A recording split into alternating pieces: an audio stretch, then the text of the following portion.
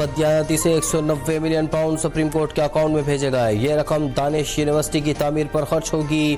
وزیر اعظم شہباز شریف کا دانش university steering committee کے اجلاس سے خطاب. کہا دانش یونیورسٹی کے لیے اعلیٰ تعلیم یافتہ اساتذہ اور فیکلٹی کو بھرتی کیا جائے گا. یہ یونیورسٹی جدید ٹیکنالوجی اور جدید تحقیق کے حوالے سے تمام آلات سے آراستہ ہوگی.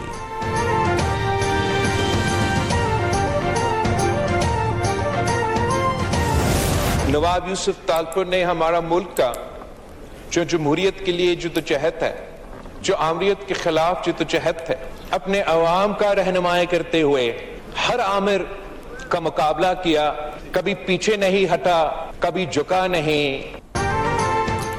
پیپلز پارٹی نے ہمیشہ آمریت کا ڈٹ کر مقابلہ کیا. ہم نے ہمیشہ اصولوں اور نظریے کی سیاست کی ہے. چیئرمین پیپلز پارٹی بلاول بھٹو کا قومی اسمبلی میں خطاب. کہا آمرانہ دور میں سیاسی کارکنوں سے ناروا سلوک تاریخ کا حصہ بن چکا ہے.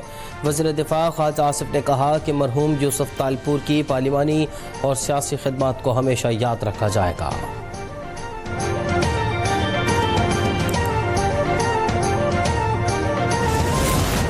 ملک کو آج پھر دہشت گردی کا سامنا ہے. پے در پے واقعات ہو رہے ہیں. صدر مملکت نے پارلیمنٹ کے مشترکہ اجلاس سے خطاب میں کہا کہ دہشت گردی کے خلاف پاکستان کی کوششوں سمیت اہم معاملات پر بات کی ہے. رہنما پیپلز پارٹی شازیہ مری کی پارلیمنٹ ہاؤس کے باہر میڈیا سے گفتگو. کہا کہ نوجوانوں کو روزگار کے مواقع کی فراہمی ضروری ہے. صدر مملکت نے زراعت کے شعبے کو مضبوط کرنے پر زور دیا.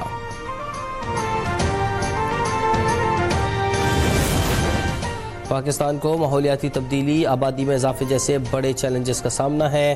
بنیادی چیلنجز کو حل کیے بغیر معاشی استحکام اور ترقی پائیدار نہیں ہو سکتی. وزیر خزانہ محمد اورنگزیب کی اقوام متحدہ کے ریزیڈنٹ کوآرڈینیٹر سے ملاقات میں گفتگو. قرضوں کی تنظیم نو اور ماحولیاتی فائنینسنگ پر تفصیلی تبادلہ خیال. اقوام متحدہ سمیت ترقیاتی شراکت داروں کے ساتھ مل کر کام کرنے کے عزم کا اعادہ.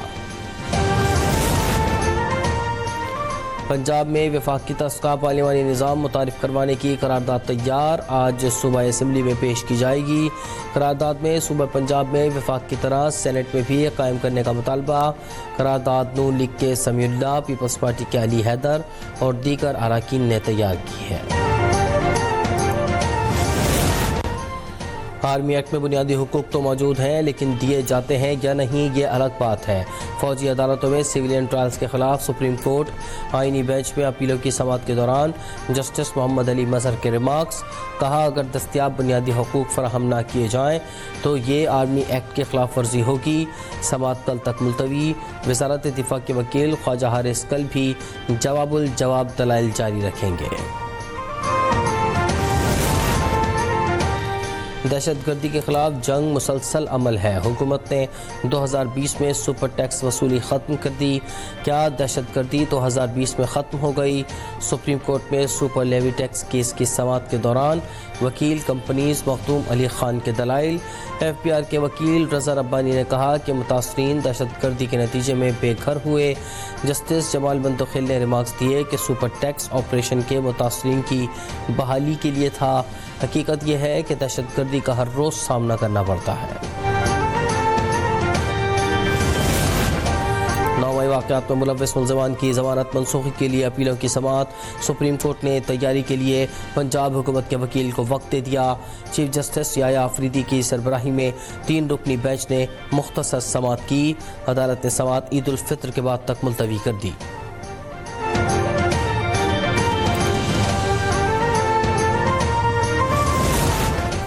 پی ٹی آئی حقیقی آزادی مارچ پر درج 2 کیسز کی سینئر سول جج اسلام آباد محمد عباس شاہ کی عدالت میں سماعت. مقدمے میں نامزد کوئی بھی ملزم عدالت میں پیش نہ ہوا. ملزمان کی بریت کی درخواست پر آج بھی دلائل نہ ہو سکے.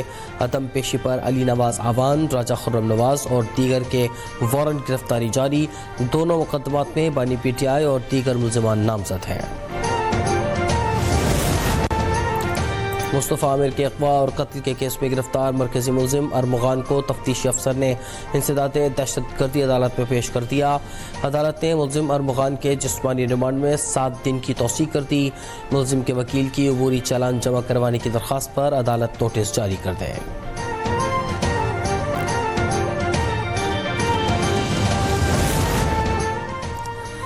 اسٹیٹ بینک آف پاکستان اور IMF جائزہ مشن کے مذاکرات، زر مبادلہ کے ذخائر، پالیسی ریٹ، بیرونی قرضے اور ریگولیٹری اقدامات کا تفصیلی جائزہ، دسمبر 2024 تک کے زر مبادلہ ذخائر کے اہداف پر عمل درآمد سے متعلق بریفنگ، گورنر اسٹیٹ بینک نے جون 2025 کا ہدف حاصل کرنے سے متعلق پلان شیئر کر دیا، مالیاتی پالیسی اور معاشی صورتحال پر اہم تفصیلات بھی بتائیں۔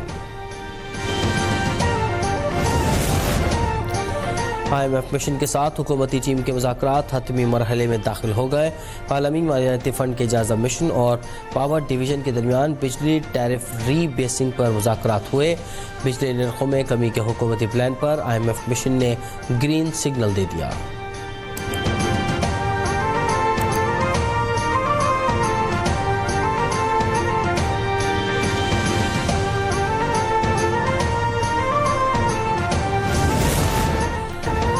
سینئر پاکستانی سفارتکار کو امریکہ میں داخلے سے روکنے پر ترجمان دفتر خارجہ کی وضاحت۔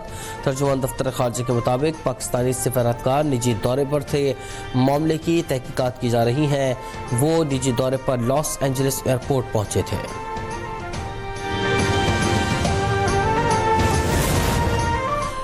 حکومت کا چینی کی قیمتیں مستحکم رکھنے کے لیے شکر درآمد کرنے کا فیصلہ۔ ذرائع کے مطابق درآمد شدہ شکر کو ریفائن کر کے چینی میں تبدیل کیا جائے گا۔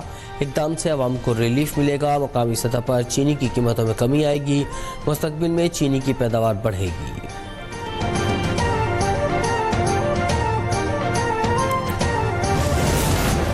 روس میں تنازع کے حل کے لیے امریکہ اور یورپ کے درمیان مذاکرات، دنیا کی نظریں سعودی عرب پر لگ گئیں۔ یوکرینی صدر ولادیمیر زیلنسکی اور امریکی وزیر خارجہ مارکو روبیو جدہ میں موجود۔ دونوں رہنماؤں کے درمیان آج ملاقات ہوگی۔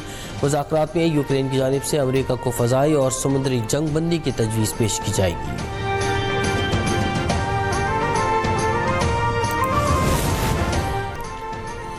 اور نیوزی لینڈ سے 5 T20 میچز پر مشتمل سیریز کے لیے پاکستانی ٹیم کل کیویز کے دیس روانہ ہوگی۔